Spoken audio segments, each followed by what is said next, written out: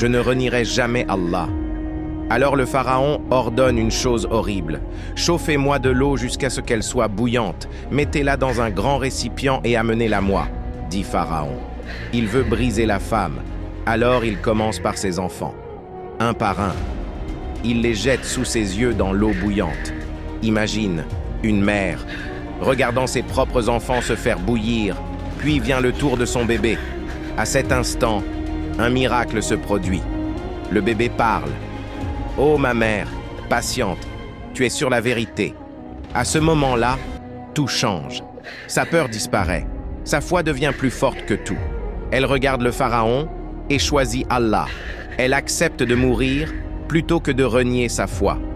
Des années plus tard, le prophète Muhammad, paix et salut sur lui, raconte lors de Al-Isra ou Al-Mi'raj. « J'ai senti une magnifique odeur. » On lui dit « C'est celle de la coiffeuse de la fille du pharaon et de ses enfants, qui vivaient dans le paradis. Cette femme semblait n'avoir rien, mais elle avait tout, la foi. Il y a énormément d'exemples où la foi a été testée. La femme du pharaon, l'histoire du Ghulam, les prophètes Ibrahim et Ayoub, mais également Bilal. Nous parlerons de ces histoires dans nos prochaines vidéos. Ils ont été testés dans ce qu'ils avaient de plus cher. Ils avaient peur. Mais ils ont choisi Allah. Leur récompense est immense. La foi n'est pas juste des mots.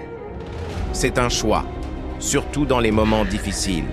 C'est pourquoi nous demandons à Allah en ces termes « Ô Allah, accorde-nous une foi sincère.